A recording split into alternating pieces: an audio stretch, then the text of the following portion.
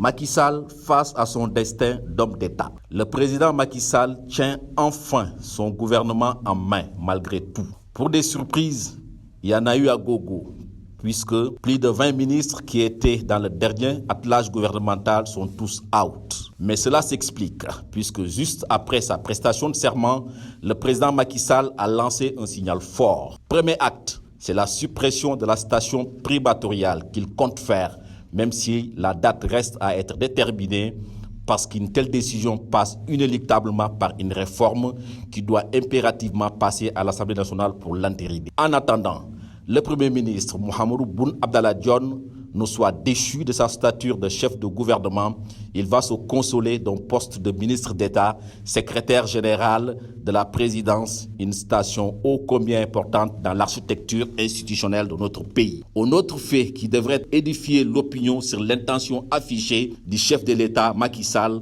à conduire les destinées du Sénégal dans les 5 prochaines années, qui se résument dans un binôme, à savoir resserrage et recentrage. Ce qui suppose que le président, dans l'exécution de la phase 2 du PSE, veut s'inscrire dans la dynamique de l'efficacité, de l'efficience, du pragmatisme et surtout de la rapidité dans l'exécution des tâches, parce qu'avec ce deuxième mandat que le peuple vient de lui accorder, il sait pertinemment qu'il est attendu au tournoi et qu'il ne va pas bénéficier d'un état de grâce. Au Sénégal, à l'heure où tout est urgent, comme le président lui-même l'a reconnu, il faut du fast track pour bien diligenter les politiques publiques au profit des citoyens. Il est vraiment temps de cesser la politique politicienne.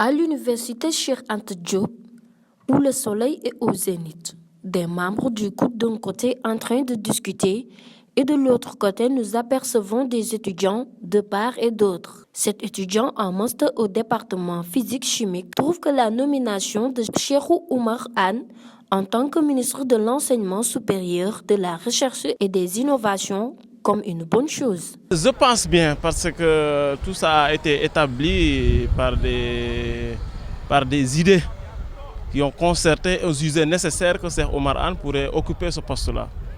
Donc je pense qu'il fera son travail normalement. Et nous, en tant qu'étudiants, quand même, nous espérons et nous souhaitons qu'il fait mieux que Mary Teuw Niane. Parce qu'il y a beaucoup de choses à parfaire dans l'enseignement supérieur. Donc, quand même, beaucoup de choses lui attendent. Donc, il a intérêt à bien. Cet agent du COUD lui emboîte le pas et déplore l'attitude de l'OFNAC sur les accusations portées sur Oumar Anne. Je pense que ça, c'était informel. Parce que si c'était légal, on doit suivre ça par le ministre de la Justice et les procureurs de la République. Ça, c'était informel. C'était des informations de détail. Cheikh Oumar Anne, c'est un bon gestionnaire. Nous-mêmes, on le connaît parce qu'il a fait des années avec nous. Il a fait des changements au niveau du COUD. Regardez les nouveaux bâtiments, des logements modernes, des pavillons modernes, les restaurants modernes.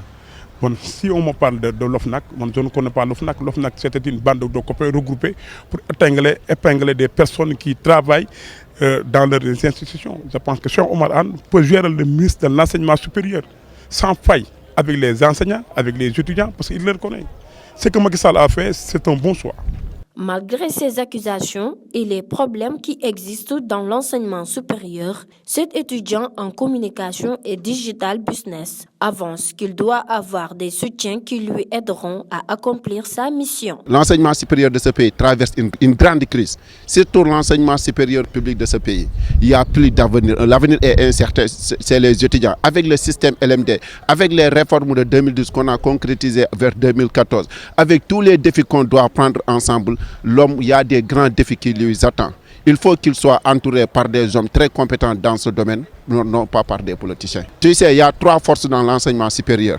La force gouvernementale, la force estudiantine et la force administrative. Pour une discussion très sérieuse et une discussion très saine pour l'avancement de l'enseignement supérieur, l'homme à lui seul ne peut pas relever les défis. Mais s'il inclut tous les 3 acteurs de tous les bords, je pense qu'il aboutira à un résultat positif. Toutefois, les étudiants de l'université Cheikh Anta Diop de Dakar approuvent que la nomination de Cheikh Oumar Anne est une bonne chose. Malgré ces accusations, il existe des étudiants qui sont contre la promotion de l'ancien DG du COUD.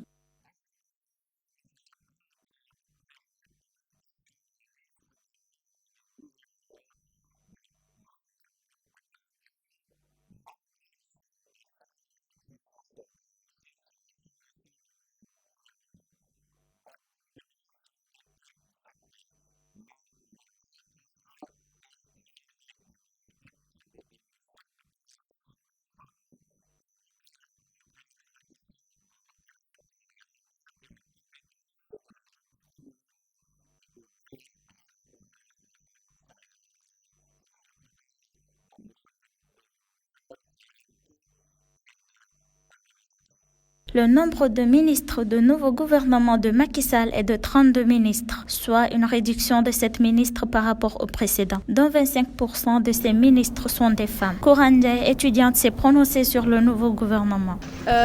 Concernant votre question, je trouve que c'est une bonne initiative vraiment d'intégrer des femmes qui sont engagées et compétentes dans un gouvernement.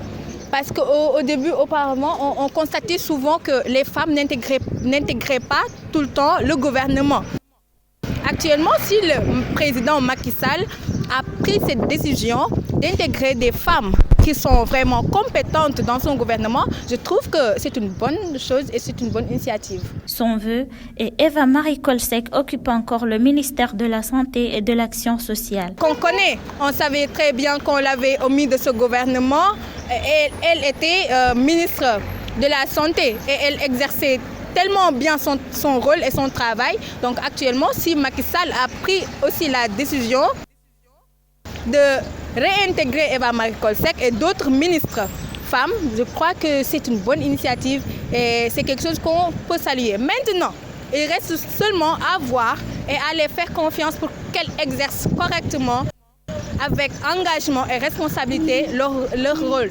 Mais vous l'avez tous constaté, quand Mary Teuw Niane, autant pour moi, avait été ministre de l'Éducation supérieure, il n'y avait que des grèves, il y avait beaucoup de problèmes au niveau de l'enseignement. Maintenant, ces problèmes, il fallait quand même prendre une bonne personne, lui donner ce travail pour régler ces genres de situations. En fait, vous savez, moi, je ne suis pas totalement d'accord avec Macky Sall, mais je veux seulement qu'il choisisse les bonnes personnes et aussi qui ont des compétences. C'est ça que je veux. Si par exemple les personnes qu'il a choisies exercent très bien leur rôle, je crois que c'est bien. Le Sénégal, ce qu'il manque, c'est quoi? Des personnes qui sont compétentes, il y en a, mais qui exercent très bien leur rôle. C'est ça qui nous manque. Qu'ils prennent leurs responsabilités et prendre conscience de travailler, de savoir qu'au Sénégal, nous sommes très fatigués de voir toujours des promesses non tenues. Nous en sommes vraiment fatigués. Elle souhaite que ce nouveau gouvernement de Macky Sall soit meilleur que le précédent. Quoi qu'il en soit, ce nouveau gouvernement de Macky Sall est très attendu par les Sénégalais. Les priorités sont nombreuses et leur exécution demeure une urgence. Alors, au travail.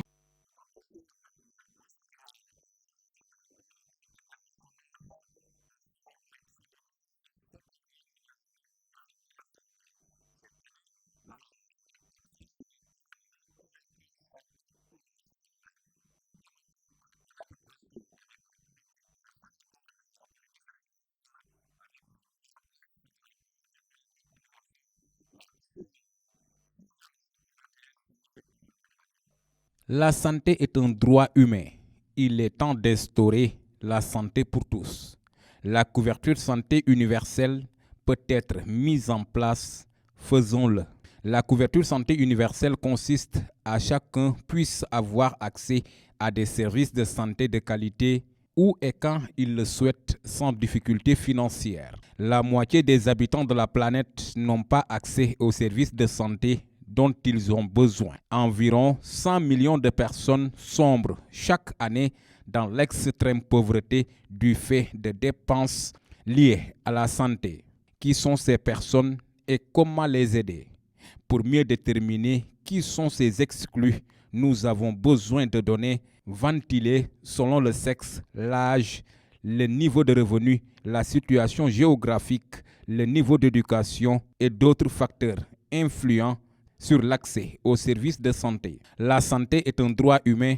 Tout le monde devrait avoir accès aux informations et aux services nécessaires pour prendre soin de sa santé et de celle de sa famille. Des soins de santé de qualité et accessibles sont le fondement de la couverture santé universelle. Les soins à risque et de mauvaise qualité brisent des vies et coûtent chaque année au niveau mondial des milliards de dollars. Nous devons en faire face plus pour améliorer la qualité et la sécurité des services de santé dans le monde. Les soins de santé primaire couvrent la majorité de nos besoins de santé tout au long de la vie, incluant des services tels que le dépistage, la vaccination, la communication d'informations sur la prévention des maladies, la planification familiale, le traitement des affections à court et à long terme, la coordination avec les autres niveaux de soins et la réadaptation. Les soins de santé primaire sont au moins rentables et équitables de fournir des services de santé et d'aider les pays à progresser sur la voie de la couverture santé universelle. Un système de santé offrant des soins de santé primaire solides permet d'améliorer les résultats sanitaires, présente un bon rapport coût-efficacité et améliore la qualité des soins.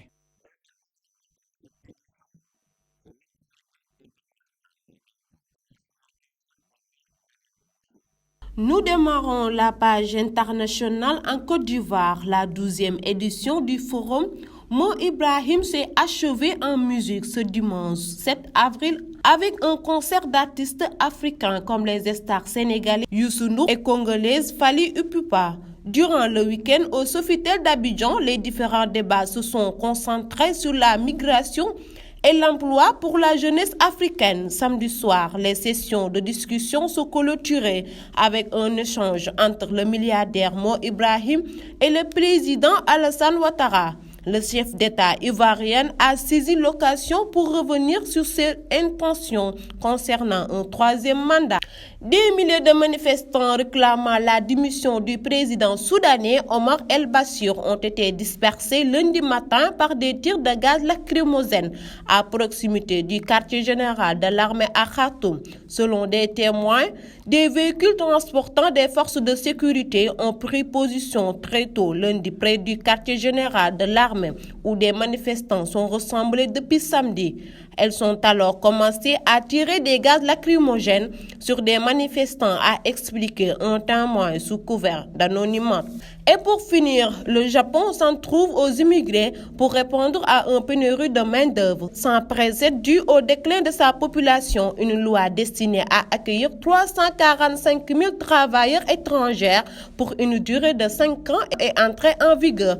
La majorité d'entre eux viennent d'Asie du Sud-Est. C'est un homogène et reste toujours très réticent à ouvrir ses frontières aux immigrés.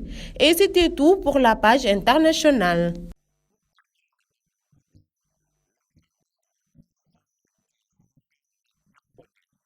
Nous ouvrons cette page sportive par la Coupe aux grandes oreilles. Cette semaine européenne nous réserve de belles affiches.